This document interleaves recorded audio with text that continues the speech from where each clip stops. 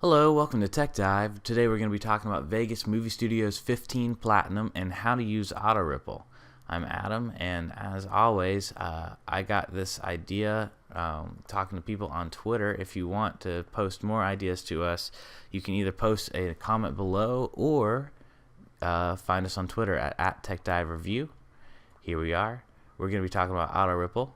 This button right here is my favorite button. In editing class, I asked where this button was in the Avid, and they were like, what's going on? I was like, I made a mistake, and I don't want to redo all the edits down the line. Is there a button in that where you can click it and just drag everything and all the affected tracks move? And they said, boy, wouldn't that be nice? And I was like, well, Vegas has it. So that's why I always use Vegas. Probably one of the top 5 reasons why I love this software more than every other software. To edit video. So what does Auto Ripple do? Well, if you move a track, you move a track, right? Or a clip. That's a track would be this everything on this line right here. A track is the line, but a clip is this little piece of video. That's a clip, and it just moves around all on its lonesome. This is a clip. It moves around all on its lonesome. So what if I want to insert something in the middle here? Well, you can turn on Auto Ripple. Let's see what I got it on, affected tracks, okay?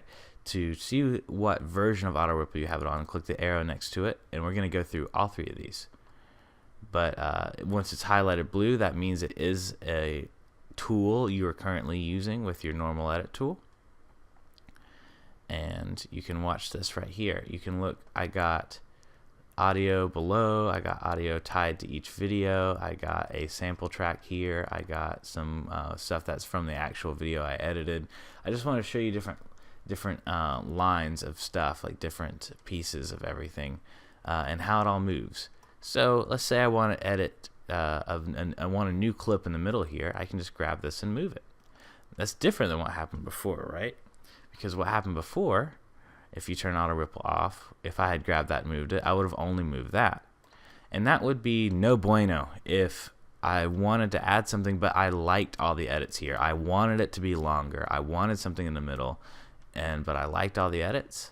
Then I don't have to change any edits or redo any edits or individually slide everything over. See, that's already just messy. You just click this button, boom, you can move everything over. Or let's say I have something I want to cut. I realize that this clip is just way too long and I want to cut it. Watch this. If I do that and I cut it without Auto Ripple, then I have to move it over, and then I have to move this over, and that's just annoying, especially if you have a huge project you're working on and it affects a lot of things. So now let's turn Auto Ripple on, and I want to slide this over. Boom, everything automatically adjusts. You think that's all well and good, but your titles and text are off. Well, let's look at that. So let's go to our next one, affected tracks, markers, and regions. Now that I've changed the mode, let's see what changes. Still, nothing much. It does change how it works a little bit. We can't see it right now. So why? Well, this is when it gets weird, and this is why you're probably watching this tutorial. The effective tracks, markers, and regions. So let's turn that back off. Go back to just affected tracks and slide a piece up here, just a random piece up to this level. Now, let's go behind it and move something. See, all the affected tracks change because now that this track is tied to this audio, it's affected by the change, which that change trickles over. So this clip, which is tied to that audio, which is part of the move, now is pushing everything in this line over. Notice this one's staying stationary. So now all the affected tracks, it widens the scope of the affected tracks. I also want you to note that what's not moving is the audio down here. So I'm going to hit Control Z, get them back to snap. And then let's look at all tracks, markers, and regions. So leaving this up here, when I move this, look, now I'm moving everything. I'm moving this as well. Even though it's not affected by the change, it still moves with it because it's further down the line. Let's look down here. See, these move as well. No, they were never an affected track, but they are moving because I'm moving it, and we just hit the all button. So that means anything down the line on any of the tracks will now move with the clip.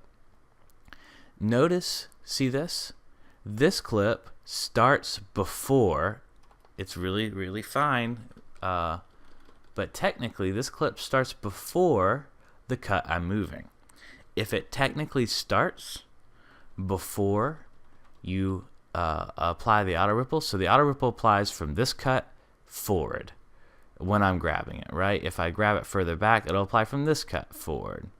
But the reason why it does that is because it only affects forward, and if the cut here, this audio clip, starts further back, it's not going to assume you mean you want to pull that. So that's something to keep in mind. It means you may have to do one more or one less edit, depending on how your clips are currently stacked.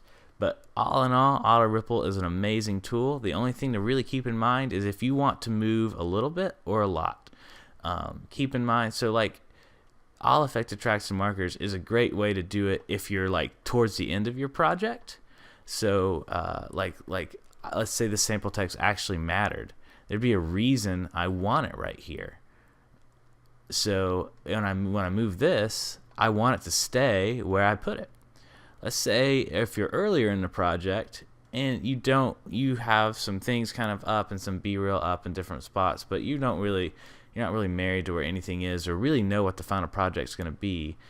You may just want to tone it down to either the affected tracks, markers, and regions, or just the affected tracks, because you might want to limit how much you're messing up. And so I've definitely used all of them before. Love that tool. One thing to keep in mind though, don't forget it's on. If you're editing and suddenly you're moving something, you're like, oh, I want to shorten this piece, and then everything behind it moves, you're like, uh-oh. Especially if you didn't have it on all. Now this is off with those because I changed the time, even though that may have been the right, let's say, that's where I wanted it.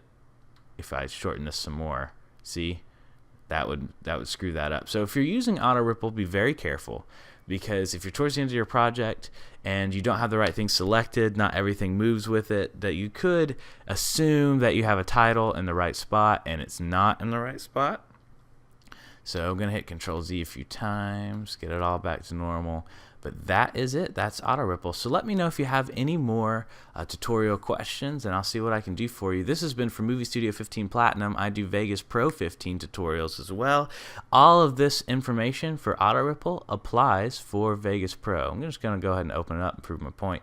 Movie Studios is very robust software, and a whole lot of the principles between the two apply. So see, this is the auto ripple button here in Movie Studio and Vegas Pro. So without further ado, thanks so much for watching. Comment if you got another tutorial idea.